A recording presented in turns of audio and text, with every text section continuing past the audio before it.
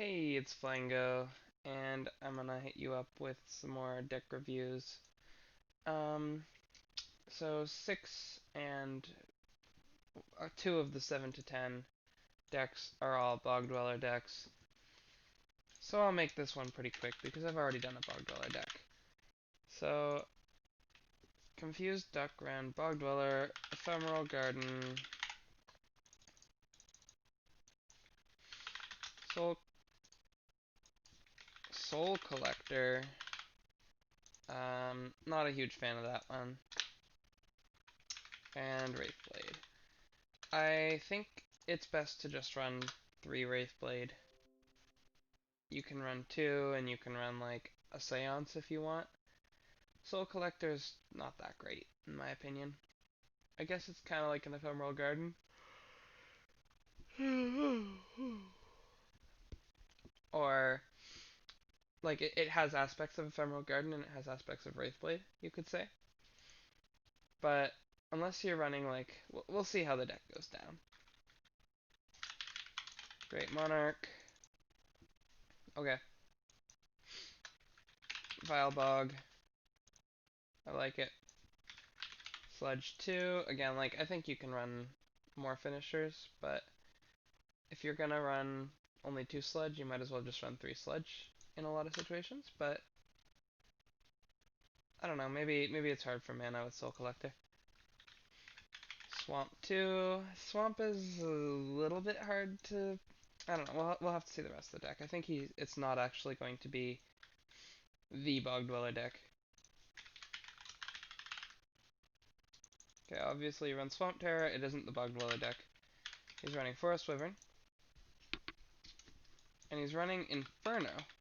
Wait, am I reading the right? Yeah, I am.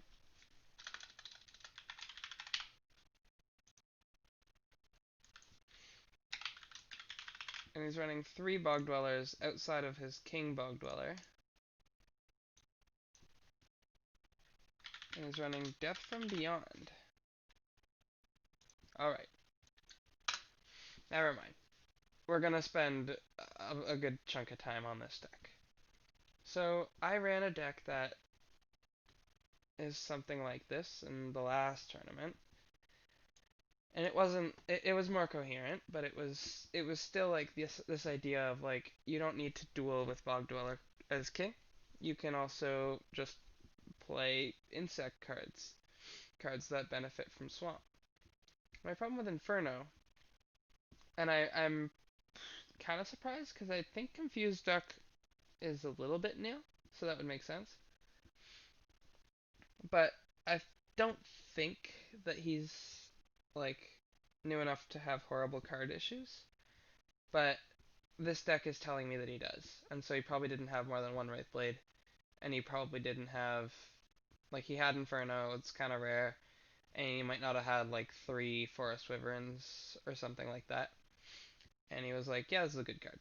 Same thing with Death from Beyond. So I assume his decks are going to just get better over time.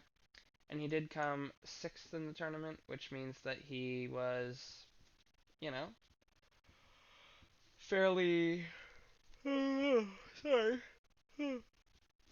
I'm sorry. Fairly solid at playing this deck. Now, Death from Beyond is a decent finisher. I understand the Soul Collector now. Soul Collector is much, let's say much needed for like a long control sort of gameplay. Except if you're running Zera, because you already get mana forever.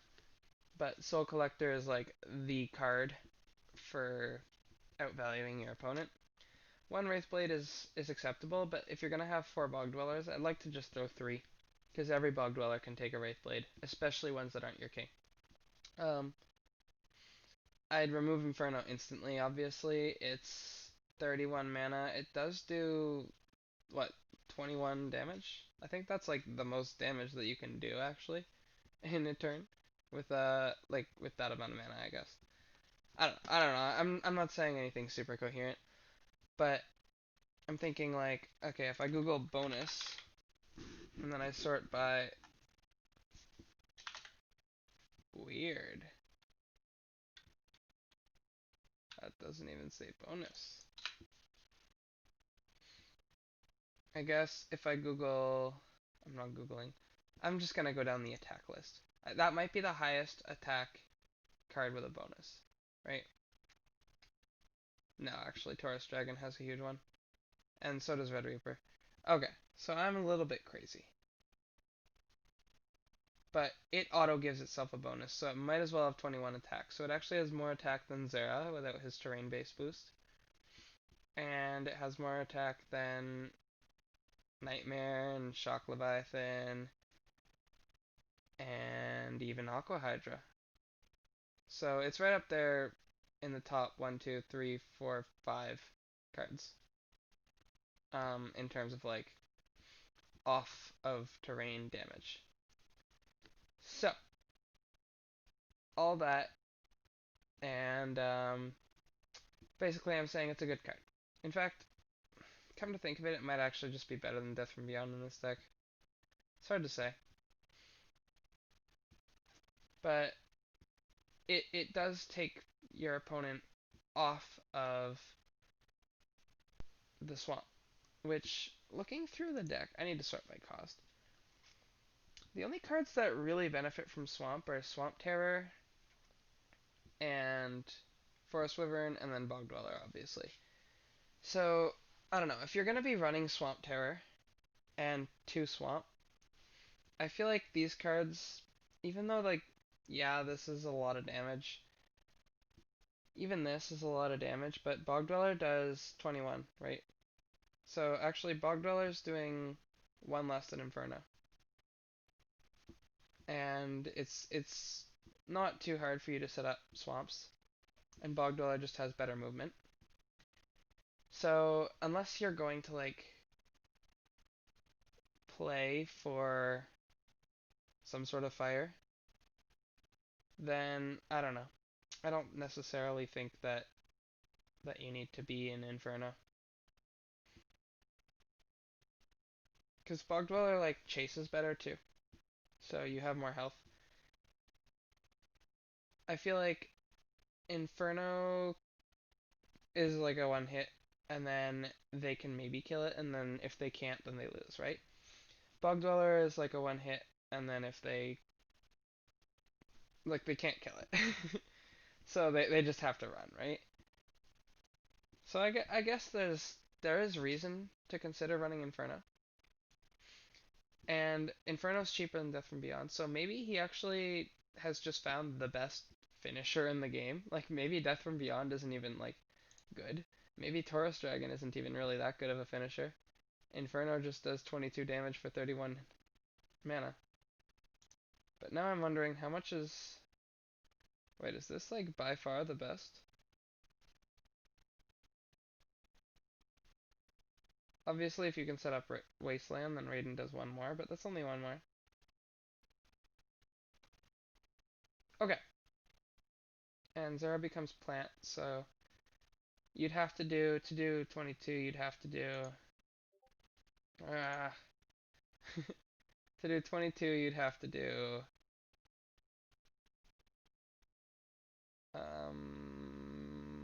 Aqua or Crystal.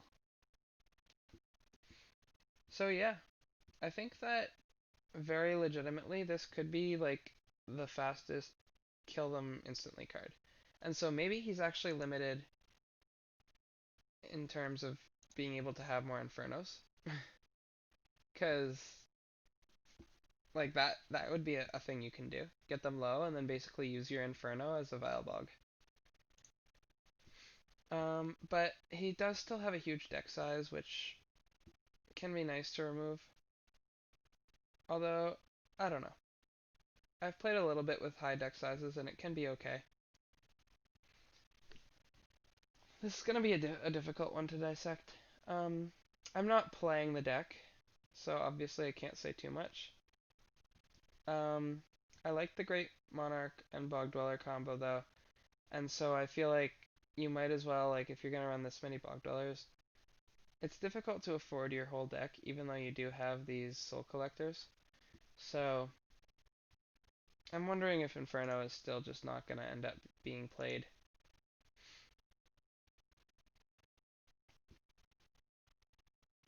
I think there's still a world where you like. I don't think you should have both the Bog Dwellers, like 3 Bog Dwellers and Inferno in your deck, because Inferno is like this cheap finisher, and 3 Bog Dwellers is a really good late game.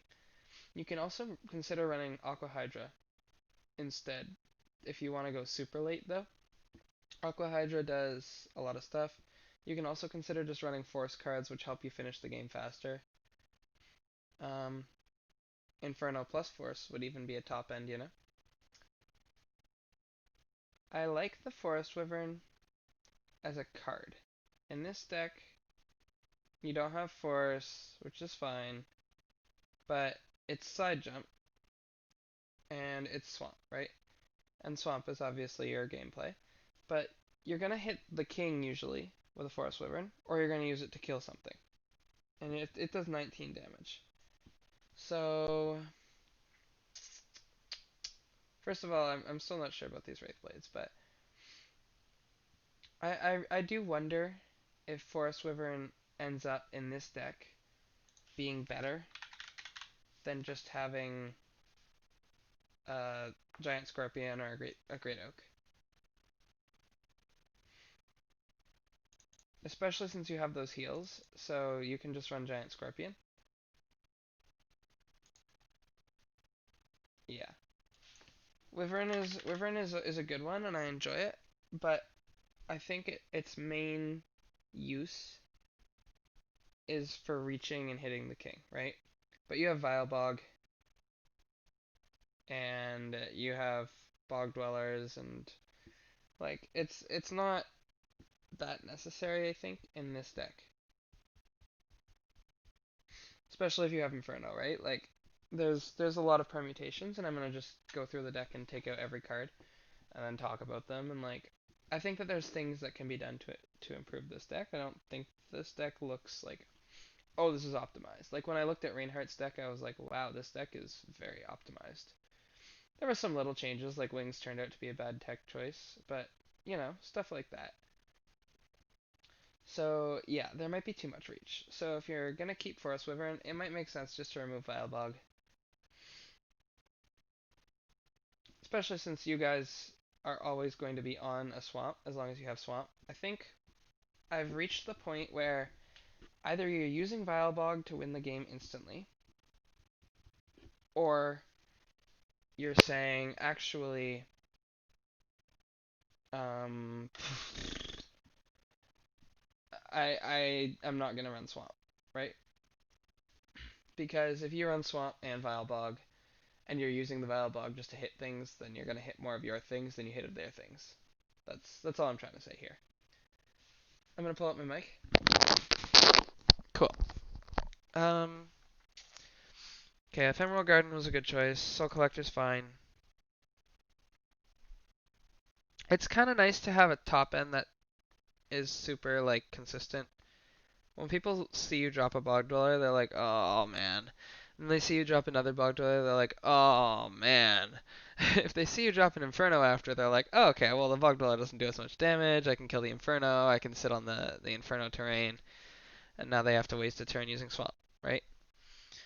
So yeah, that's I like to see like a single top end where like you run Bog Dweller and Giant Scorpion.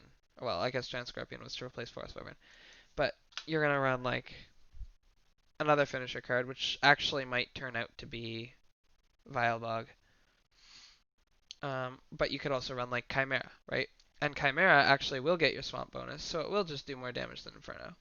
Admittedly, it won't have as much or as much as little cost, but it will have more health. So and it will have straight line 4. So it's better to chase. So that's what I did actually. I ran one Chimera in my tournament deck. But I'm not saying you have to build it, and this isn't it, but yeah. Great Monarch, I like, but yeah, again, it's nice to have things that actually benefit from it, which would be your Bog Dwellers and your Giant Scorpions. Um, Giant Scorpion benefits more from it than the Side Jump card, which, like, Side Jump often doesn't have to worry so much about having health, because unless you have Force, you're only going to hit once, because they can just walk away. Um, yes, they can walk away from Giant Scorpion, but Giant Scorpion can control better terrain, right? So like if you have a Bog Dweller here and he goes like whoop whoop, then you can't really control like a good section. Oh, he also goes whoop. So you can't control both these cards without being where the Bog Dweller is, right? With this Forest Wyvern. And yes, I chose Forest Wyvern to represent my side jump card. But yeah, you can't control both of these side jump cards. Or like side jump spots, right? So if your Bog Dweller is here, it's just weak to side jump. But if you have a Giant Scorpion, you can put it right here, and it covers both of those. Now they have to back off or take damage. So stuff like that, right? I hope that made sense. Like I know I move my mouse over certain spots, but I don't know if you guys visualize when I use the cards as a grid. Um, okay. So Swamp Terror is a must run. Giant Scorpion I think is better. Wraithblade, I would like to see more, maybe. Just because, again, every Bog Dweller is going to want a Wraithblade. So, yeah. Problem is, like, what do you remove, right? And I really don't know if you need Sludge. Sludge is a good finisher, though. It's complicated, right? Like, I'd have to see exactly what the mana is like. But I feel like if you're running Great Monarch and you're trying not to lose most of your cards, then you're not going to get very much out of your Necromancer. So, and the game sort of has become like more about these big health, big damage cards, like not as much Swarm.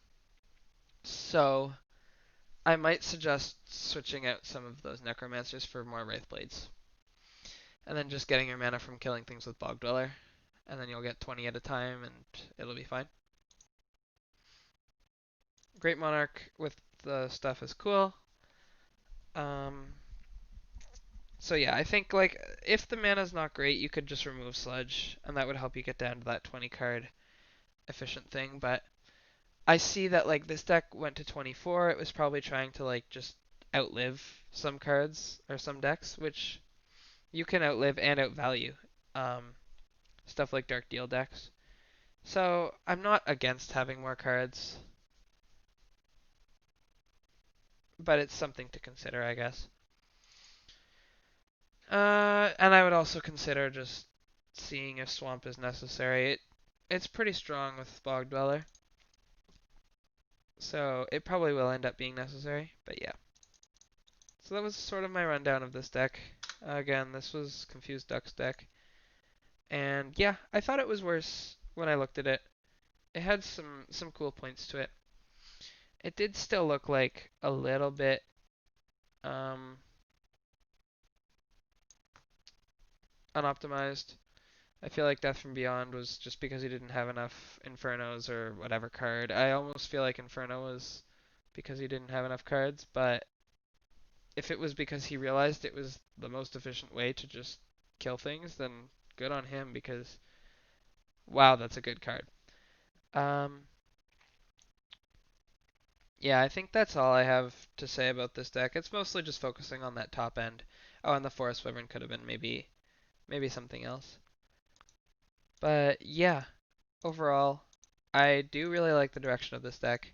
I've always enjoyed playing Swamp that isn't just like Bog Dweller Duelist, and this did it for me. I liked it. It was a control-y version too, and I like control, so this deck gets 2 thumbs up from me. And catch me next time, and maybe I'll do Savage Strikers, and it'll probably just be like regular, but there'll probably be some tech choices that I can talk about for 30 minutes, like this one. So yeah, thanks for watching, and we'll see you next time.